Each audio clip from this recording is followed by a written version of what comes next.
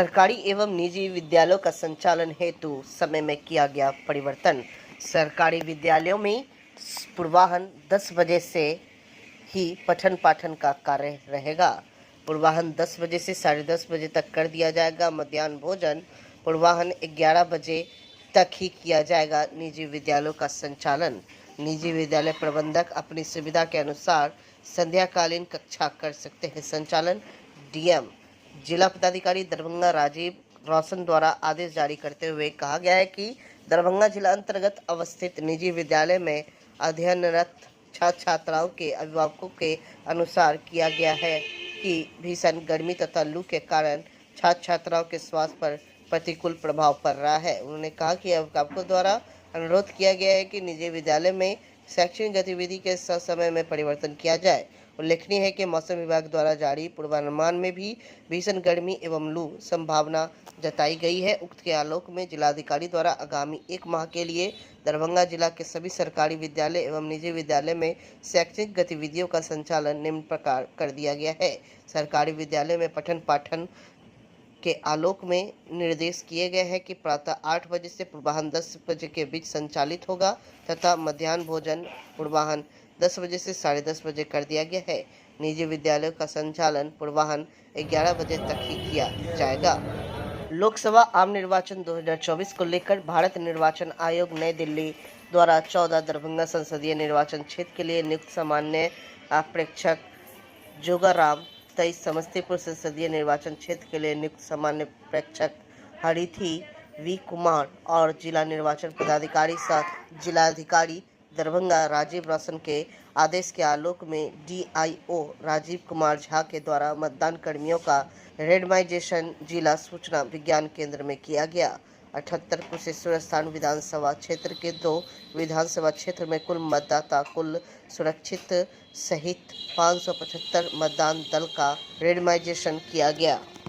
जन स्वराज पदयात्रा के माध्यम से बिहार के लोगों को उनके हक के लिए लगातार जागरूक कर रहे हैं। प्रशांत किशोर ने कहा कि अभी भी समय है, जाग जाइए, नहीं तो बिहारी कह करके दूसरे राज्य के लोग अब गाली देते हैं, तो सुनने के लिए भी तैयार रहिए। वो दिन भी दूर नहीं है कि अगर आप बिहार की दशा नहीं सुधारे तो 5 बरस उत्तर प्रदेश और मध्य प्रदेश में भी हमें मारा जाएगा और कहेंगे कि बिहारियों को भगाओ।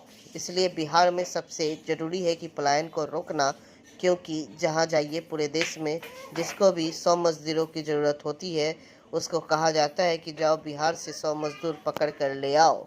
लालू यादव और नीतीश कुमार ने 32 सालों में बिहार को मजदूर बनाने की फैक्ट्री बना दी है। समस्तीपुर में हमको बता दीजिए, गुजरात का एक आदमी आकर यहाँ मजदूरी कर रहा है, कोई केरल तमिलनाडु से आके बिहार में मजदूरी कर रहा है। भाई, गुजरात में गरीब नहीं है, केरल तमिलनाडु में गरीबी नहीं है, वहां पर भी गरीबी है, लेकिन उन लोगों ने इतनी व्यवस्था अपना बना लिया है कि 15,000 रुपया के कमाने के लिए किसी को अपना घर परिवार राज्य छोड़कर नहीं जाना पड़ता है। तो अगर ये व्यवस्था केरल में, गुजरात में, तमिलनाडु में, पंजाब में बना है तो बिहार में काहे नहीं बन सकता है? वहां पर वो लोग कौन अंतरिक्ष का कोई वैज्ञानिक लाकर बनाया है? ये बिल्कुल किया जा सकता है। दुनिया भर के विशेषज्ञों से हमने बात करी, साल भर के अंदर ये संभव है। हर पंचायत में अगर आप 500 से 700 नौकरी का, रोजगार का अवसर कर दें तो सारा जितने लोग बाहर गए हैं वो वापस आ सकते हैं। 700 उसका योजना बनाकर घूम रहे हैं, गांव गांव जाकर वो योजना बना रहे हैं। क्या करने से आप ही के पंचायत में 700-800 रोजगार हो जाए। बिहार में नाली गली बने चाहे नहीं, स्कूल अस्पताल जब बनेगा तब बनेगा, लेकिन सबसे पहले प्राथमिकता है ये पलायन का रुकना। जहां जाइए पूरे देश में जिसको भी मजदूर चाहिए कहता है जा बिहार से 100 को पकड़ के ले आओ। हम लोगों ने 32 बरस में लालू नीतीश ने बिहार को मजदूर बनाने का फैक्ट्री बना दिया। हम लोग का आत्मसम्मान मर गया। बच्चा पैदा कीजिए, किसी तरह पेट काट काट के पाल पोस के बड़ा कीजिए और फिर ट्रेन में, बस में जानवर की तरह बैठा के भेज दीजिए, वहीं पर मजदूरी करेगा, 10-12 हजार रुपया में पेट काटेगा, 6,000-8,000 घरे भेजेगा, इसी में जीवन बीत जाएगा। ये बदलने के लिए यहाँ के लोगों को खड़ा होना पड़ेगा। इसीलिए ये प्रयास कर रहे हैं। ठीक लगे तो इससे जुड़िए, और न ठीक लगे तो जिस दल का, जिस नेता का जो झंडा लेकर घूमते रहिए। हमको उससे कोई फर्क पड़ने वाला है नहीं। लेकिन अगर वो गलती कीजिएगा तो फिर बिहारी कह के जब लोग गाली देता है तो सुनने के लिए तैयार रहिए, क्योंकि हम लोग इसी दुर्दशा में रहने के आदी है। तमिलनाडु में आपको लोग, बिहार के मजदूरों को क्यों मारा गया? तमिलनाडु के आदमी को बिहार के आदमी से कोई झगड़ा नहीं। हम तो 2 साल वहां रहे।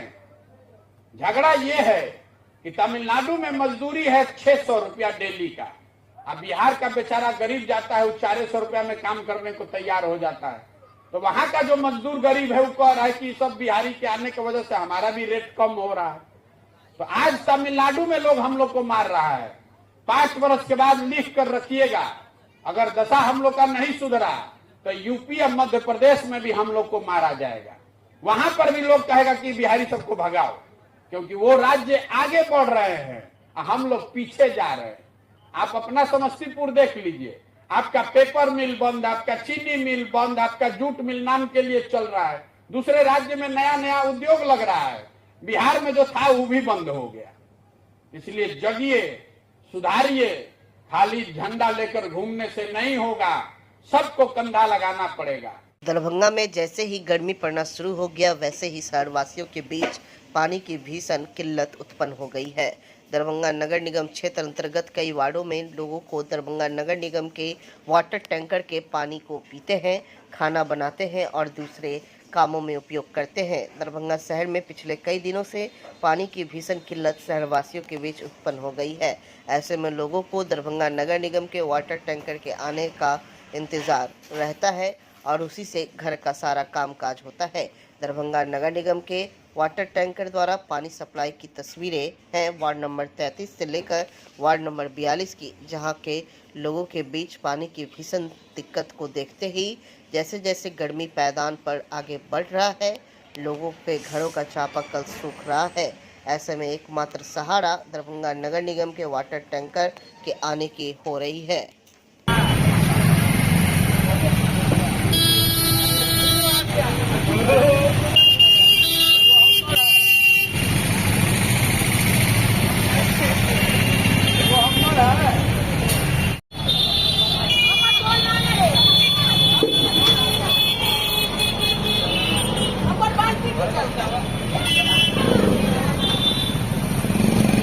आप लोग के यहाँ दिक्कत है? यहाँ तो पानी का दिक्कत तो सर सालों भर रहता है। नहीं क्या है कि हम लोग इस नगर निगम से जुड़े हुए हैं, पानी पहुँचाने के लिए ये टैंकर लाते हैं डेली पानी हम लोग बांट कर जो है ना चले जाते हैं। कितने टाइम में पानी आप लोग लाते हैं? हम करीब लाते हैं 7 बजे पानी जो है ना पहुँचाना हो जाता है। उसके बाद जो है ना 2 बजे के बाद फिर लगता है। अच्छा, कहाँ कहाँ पानी लेके जाते हैं नगर निगम? 48 वार्ड में समझिए ना कि पानी पहुँचाना होता है। जहाँ जरूरत पड़ता है, जहाँ जहाँ सूचना आता है वहाँ हम लोग जाते हैं। रोड पर भी पानी पहुँचाना करते हैं। कोई व्यक्ति ऐसा है जो मांगता है तो उसको भी रोक के गाड़ी में रोक कर दिया जाता है। कितने टाइम आप लोग पानी देते हैं नगर निगम के? 2 बजे तक हम आदमी देते हैं। उसके बाद दूसरा शिफ्ट में जो आदमी सब रहता है वो पानी पहुँचाना करता है। कितनी दिक्कत है पानी का? आप जहाँ जहाँ पानी देने जाते हैं, क्या पब्लिक का क्या डिमांड है? पब्लिक का यही डिमांड है कि हर जगह कुछ न कुछ रास्ता निकाले पानी का, जिससे हम लोग का उद्धार हो। ये पानी जो है लोग इसी को पीते हैं, खाना वगैरह बनाते हैं? जी, अच्छा, पीते हैं, खाना भी बनाते हैं पानी से। लगभग कितने ऐसा घर है जो के पानी लेते हैं और पीते हैं? क्या बताबे सर, कम से कम समझते हैं तो 50 घर ऐसा है। सैकड़ों घर यहाँ पे भी देख रहे हैं अभी जो है पानी यहाँ पे कमी पड़ जाता है। यहाँ पे कितने देर से टैंकर लगा हुआ है? ये अभी कम से कम आधा घंटा हो गया। लगातार लोग पानी ले, इसका मतलब बहुत ज्यादा दिक्कत है पानी के। पानी का दिक्कत है। ये वार्ड नंबर कितना है? ये 42 है सर। अच्छा, मोहल्ला कौन सा है ये मोहल्ला? आपका क्या नाम हुआ? दिनेश महतो। क्या है आप?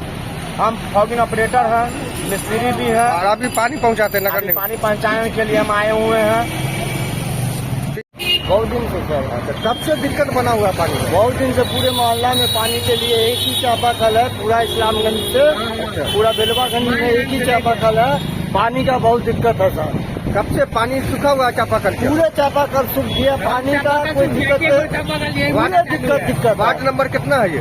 43 है सर। अच्छा, तो दिन से आ रहा है। अच्छा, कितनी दिक्कत है यहाँ पे पानी? बहुत दिक्कत है पानी का। वार्ड नंबर कितना है ये? 42 है। अच्छा, तो यहाँ पे कब से ये 2-3 दिन से आ रहा है? हाँ अच्छा, हाँ, कितने घरों में यहाँ पे पानी सप्लाई आप लोग बहुत देते है। हैं? वार्ड नंबर कितना है ये? 42। पानी का बहुत अच्छा, ये जो पानी है कहाँ से आ रहा है? नगर निगम अच्छा, इससे फायदा मिल रहा है? हाँ? क्या कुछ काम में लाते हैं इस पानी को? पानी को नहाने खाने पीने में। करते हैं। हाँ, वार्ड नंबर कितना है ये?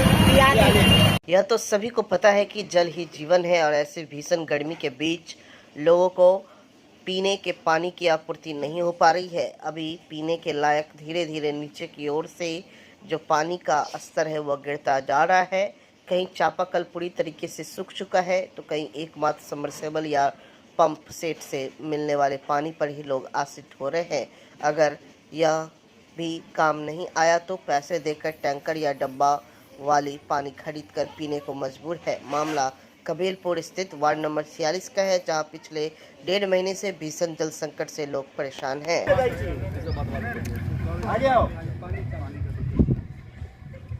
देखा दियो पहले में देखा दियो बना रहे पोखर में होते रही है फोटो खींचे तो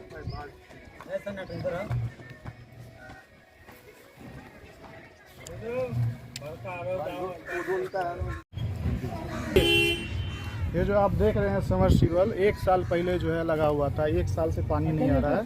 पानी का इतना किल्लत है यहाँ, कम से कम 20 गो फैमिली रहता है, मकान है, 100 आदमी रहता है। सब लोग जो है डोले डोले पानी दिन भर इधर से उधर लेके आता है और बहुत ही दिक्कत हो रखा है। एमएलए फंड से आया हुआ था, उनको भी हम लोगों ने बहुत बार फ़ोन किया, कोई रिस्पांस नहीं आ रहा है। और ठेकेदार तो अपना ठेकेदारी ही दिखा रहा है। क्या पैसा का झोल झाल हुआ नहीं हुआ हमको उससे मतलब नहीं है, पर कम से कम पानी तो चालू करेंगे लोग। सबका समस्या का हल होना बहुत ज़रूरी है। अब देखिए गर्मी बढ़ता ही जा रहा है, आगे तो पानी का दिक्कत होना ही है ना, वो तो कम रुकेगा नहीं पानी, ठीक है। सबका देखिए क्या हालत है, न आदमी नहा पाता है, न खा पाता है सही से, न पी पाता है, ऊपर से आदमी बीमार हो जाए गंदा पानी पीने से।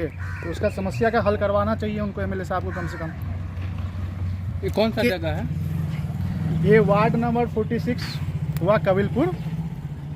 कितने दिनों से पानी यहाँ नहीं आ रहा है? लगभग जो है 1.5 महीना से तो पानी किसी घर में नहीं आ रहा है। और ये तो 1 साल पहले लगा हुआ था, आधा अधूरा काम करके, न मोटर चल रहा न कुछ चल रहा, सब जो है जो न मोटर चल रहा है इसका, और न एक बार भी चालू भी नहीं हुआ। अब क्या हुआ नहीं हुआ, क्या मैटर है, एमएलए साहब भी कुछ बता नहीं रहे हैं, ना कोई रिस्पांस आ रहा है उनका। यहाँ के स्थानीय पार्षद से बात की आप लोग? हाँ, पार्षद से बात की, वो आए थे, वो देख के चले गए, हुआ यहाँ पे भी कुछ नहीं, वो भी कुछ। फिर आप लोग पानी कैसे पीते हैं? हम लोग पानी खरीद के, टैंकर आता है, पैसा लगाते हैं, लेते हैं 20 रुपए वाला हाँ, पानी लेके उस आते हैं, तरीके से पानी पी रहे हैं। ये सबमर्सिबल किनके द्वारा लगाया गया था? ये एमएलए फंड से लगाया गया, कितना? संजय सरावगी के फंड से लगाया गया था। और इसके ठेकेदार जो है प्रतीक करके ठेकेदार हैं, प्रतीक यहीं पे रहते हैं। उनको भी जो है हम लोगों ने कई बार फ़ोन किया, पर वो तो अपना बॉसगिरी दिखा रहे हैं, कोई रिस्पांस नहीं आ रहा है। हम लोगों का मेन है कि कम से कम चालू हो जाए पानी, सबके घर में पानी आए, समस्या दूर हो। क्योंकि अभी तो अप्रैल आ रहा है, मई जून जुलाई में तो और दिक्कत होने वाला है। क्या नाम है आपका? मेरा नाम दीपक झा, मैं यहीं का रहने वाला हूँ, कबीलपुर का। बासोपट्टी प्रखंड के ईश्वरी सच्चानंद उच्च विद्यालय के मैदान में पूर्व उप मुख्यमंत्री व नेता प्रतिपक्ष तेजस्वी यादव व वीआईपी सुप्रीमो मुकेश सैनी ने शनिवार को चुनावी सभा को संबोधित किया। इस दौरान पूर्व उप मुख्यमंत्री व नेता प्रतिपक्ष तेजस्वी यादव ने कहा कि देश में इंडिया गठबंधन की सरकार बनी तो 200 यूनिट बिजली और 1 करोड़ युवाओं को नौकरी देंगे। इसके लिए आप सभी लोगों का आशीर्वाद चाहिए। आज पूरे बिहार में इंडिया गठबंधन को अपार जन समर्थन मिल रहा है। उन्होंने कहा कि रसोई गैस की कीमत कभी 500 रुपये प्रति सिलेंडर कर दिया जाता है। उन्होंने सुमन कुमार महासेठ के पक्ष में वोट करने की अपील की। दिल्ली में आरक्षण मिल सकता तो बिहार में क्यों नहीं? और इसके संघर्ष करते करते आपने देखा, हमने पार्टी बनाया, 2020 में 4 विधायक बनाया। हमारे पास इतना ताकत था, हमारे सहयोग से बिहार में सरकार बना। अगर हम समर्थन नहीं देते तो नीतीश कुमार जी का सरकार नहीं बनता और नीतीश कुमार मुख्यमंत्री नहीं बनते। एक मल्ला के बेटा ने समर्थन से बिहार में सरकार बना और फिर उन्होंने क्या किया मेरे साथ? हमें ही सरकार से बाहर कर दिया, हमारे विधायक को खरीद लिया, इसके लिए क्योंकि मैं अपने हक अधिकार की बात कर रहा था, अपने समाज की लड़ाई लड़ रहा था। तो साथियों, ये गरीब का सरकार नहीं, पिछड़ा का सरकार नहीं है। ये अपने पैरों तले दबा के रखना चाहता है, उसको सर उठा के जीने नहीं देना चाहता है। तो इसलिए साथियों, संघर्ष का समय है। बाबा साहब भीमराव अम्बेडकर न शिक्षा, न चिकित्सा, न निवेश, न बिहार के स्पेशल राज्य के दर्जे के बारे में, न इंडस्ट्री के बारे में, न अर्थव्यवस्था के बारे में कोई बात नहीं करता। खाली ये लोग इत्मीनान से देखता है कि कहाँ विपक्ष का सरकार है, उसको गिराओ, ईडी सीबीआई लगा दो, या तो आप लालच से खरीद लीजिए, विधायक लोग खरीद, और कोई काम ये लोग नहीं किए। आप बताइए 3 साल में आप लोग बिहार में कौन सा काम देखे? केवल 17 महीने का काम आप लोगों ने देखा होगा। 17 महीने का, 17 साल में जो काम नहीं हुआ वो हम लोगों ने 17 महीने में करके दिखा। 20 में हमने बोला था कि 10 लाख लोगों को सरकारी नौकरी दो। उस समय चाचा बोलते थे कहां से लाएगा पैसा, अपने बाप के पास से ला करके वेतन बांटेगा, असंभव है। लेकिन जब हमारे साथ हमारे चाचा थे तो उन्हीं के हाथों पट्टा के गांधी मैदान में 5 लाख लोगों को नियुक्ति पत्र हमने बंटवाने का काम किया, और 3 लाख का और व्यवस्था हमने कर दिया जो कि निकालना था। लेकिन तेजस्वी के जाते 3 लाख बहाली नहीं निकला, बल्कि पेपरें लीक हो गए। क्या स्थिति बनी? हम लोगों ने वादा किया था मानदेय को बढ़ाएंगे, तालमी मरकज हो, विकास मित्र हो, टोला सेवक हो, उनके मानदेय को भी आंगनबाड़ी सबके दुगुना हम लोगों ने किया। यही नहीं, हम लोगों ने क्या कहा था कि जितना नियोजित शिक्षक है 4.5 लाख उसको राजकीय कर्मी का दर्जा देंगे। हम लोगों ने 4.5 लाख नियोजित शिक्षकों को राजकीय कर्मी का दर्जा भी दिया। आईटी पॉलिसी बनाई, टूरिज्म पॉलिसी बनाई, स्पोर्ट्स पॉलिसी बनाई, खेलने वाला लड़का जो मेडल लाया उसको भी हम लोगों ने नौकरी दी। तो ऐसा नीति हम लोगों ने बनाया। बिहार के निवेश के लिए 50,000 करोड़ का पहली बार बिहार के इतिहास में हम लोगों ने निवेशकों से, बाहर के बड़े बड़े निवेशकों से हम लोगों ने एग्रीमेंट साइन करवाया कि वो 50,000 करोड़ बिहार में निवेश करेंगे। ये काम हम लोग कर रहे थे। हम लोगों ने जाति आधारित गणना कराई, हम लोगों ने आरक्षण की सीमा को 75% हम लोगों ने किया। तो सारा काम कर रहे थे, इतने में चाचा जी पलट गए। अब पलटे लेकिन हम लोगों ने काम किया, करके दिखाया। हम लोग कोई मोदी जी की बात यहाँ कर देनी है, कोई मोदी जी से मेरा दुश्मनी थोड़ी है, तो न जमीन न जायदाद का दुश्मनी है। ये हमारा वैचारिक लड़ाई। हम लोग चाहते हैं कलम बांटना, वो लोग चाहते हैं तलवार बांटना। यही अंतर है हम लोग। अब बताओ नौजवान कितने लोग यहाँ बेरोजगार हो, जरा हाथ उठा के बताइए। असल मुद्दा बेरोजगारी है कि नहीं है? असल मुद्दा गरीबी है कि नहीं है? असल मुद्दा आपका शिक्षा चिकित्सा है कि नहीं है? महंगाई है कि नहीं है? तो हम लोग काम करना चाहते, कलम बांटना चाहते। अभी नौकरियां ढूंढ रहा होगा सब, जो पहले रेलवे में नौकरी मिलता था सब खा गया, सब काम खत्म कर दिया सब। बताओ 7-8 साल में कौन सा रेलवे का बड़ा बहाली आया? सब कुछ निजीकरण कर दिया गया। रेल बेच दिया, सेल बेच दिया, भेल बेच दिया, LIC बेच दिया, जहाज बेच दिया, पोर्ट बेच दिया, एयरपोर्ट बेच दिया। क्या बचा देश में? कुछ नहीं बचा। जहां जहां नौकरी मिलता है वहां को खत्म कर दिया। सारे संस्थाओं को निजीकरण कर दिया गया। आज स्थिति बहुत दयनीय है। इसलिए आज हम लोग कलम बांट रहे हैं, वो लोग तलवार बांट रहे हैं। कलम बांटने वाले के घर में नौकरी आएगा, खुशहाली आएगा, जिसका शादी नहीं हुआ उसका शादी हो जाएगा, फिर बाबू आ जाएगा, सब कुछ हो जाएगा, घर में सब कुछ खुश। तलवार बांटने के साथ जो उठाने वाले हैं उनके साथ क्या होगा? जेल जाएंगे, मुकदमा होगा, थाना में चढ़ाइएगा, वकील साहब कीजिएगा बेल के लिए। यही स्थिति है, सब लोग परेशान रहेंगे।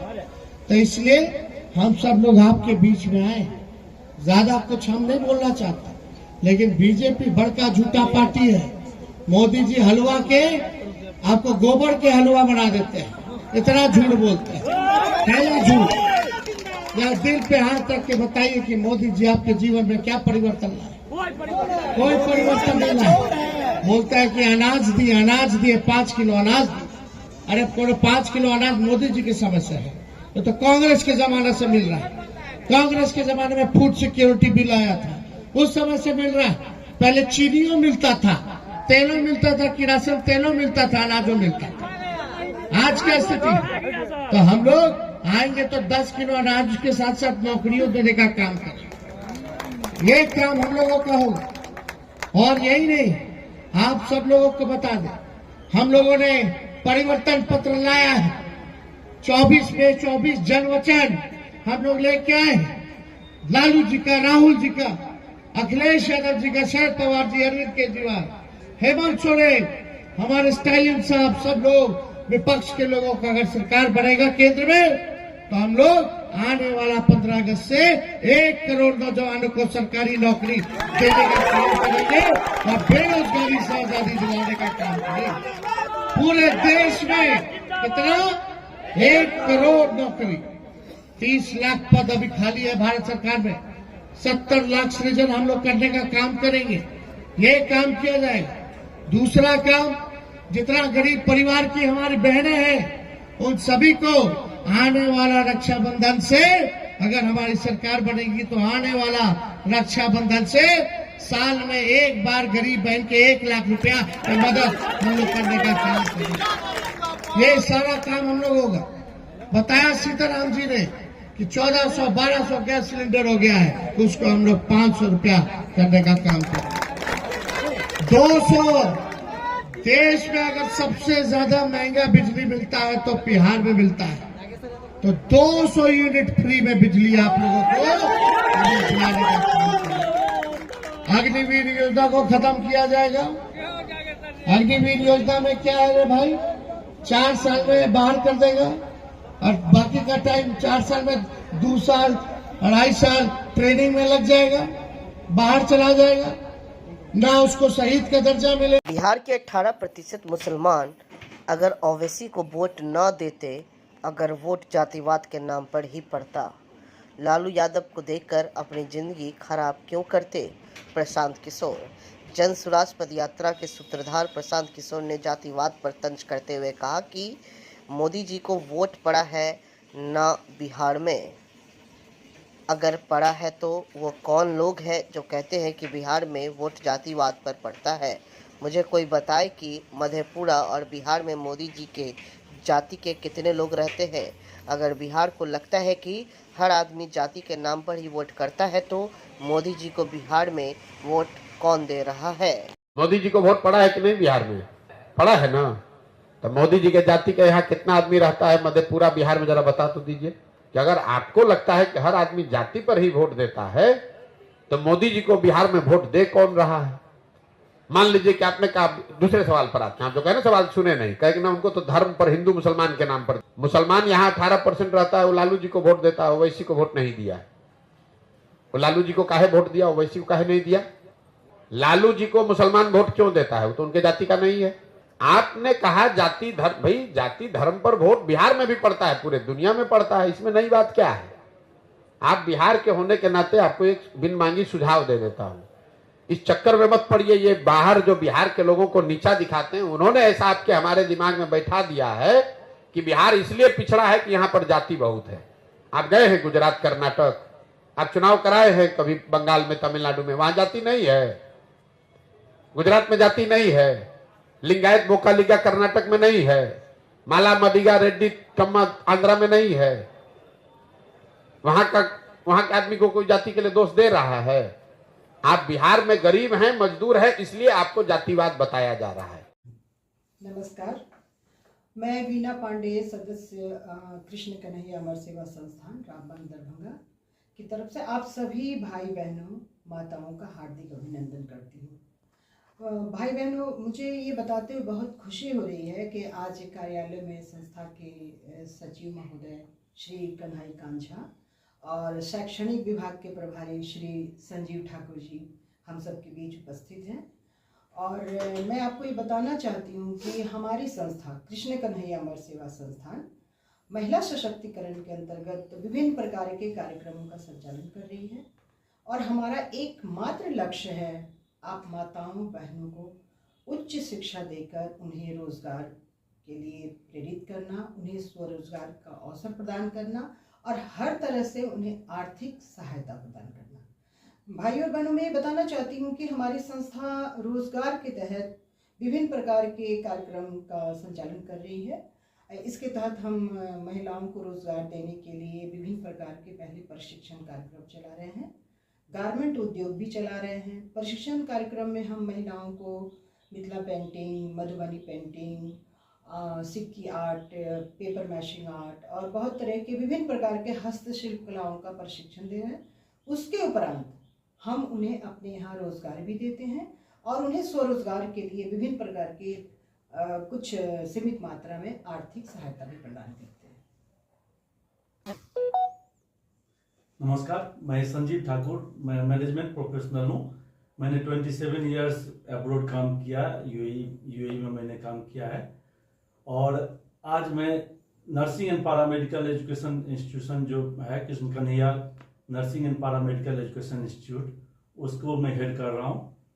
उसका मैं एडमिनिस्ट्रेटिव पार्ट देख रहा हूँ। हमारी संस्था में 8 तरह के कोर्सेज हैं जो कि हम लोगों ने एक वो प्लान किया कि जो कहीं भी अगर बाहर लोग पढ़ने के लिए जाते हैं तो यहाँ पे रहे और मिनिमम से मिनिमम पैसे में मिनिमम पैसे खर्च करके उनको पढ़ाई ये कराएंगे, जिसमें हम लोग 8 तरह के कोर्सेज अभी प्रेजेंटली रखे हुए हैं। BSc nursing, ANM, GNM, BMLT bachelor in medical lab technology और DMLT diploma in medical lab technology और डीओटीटी ये है ऑपरेशन थिएटर टेक्नोलॉजी का और DMU diploma in medical ultrasonography और ईसीजी टेक्नोलॉजी, इस पे हम लोग काम कर रहे हैं।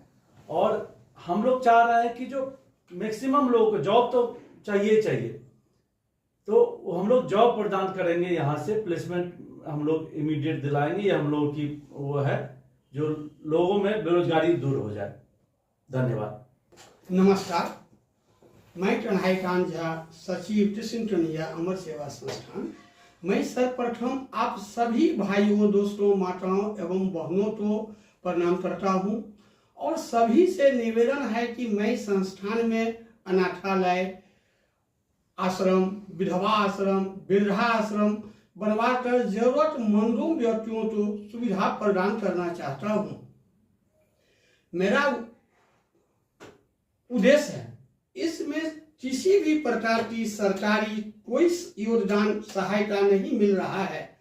आप सभी भाइयों, दोस्तों, माताओं और बहनों से मेरा निवेदन है कि इस उद्देश्य में सहयोग करने की कृपा करेंगे और संस्था पर आने की कृपा करेंगे। धन्यवाद।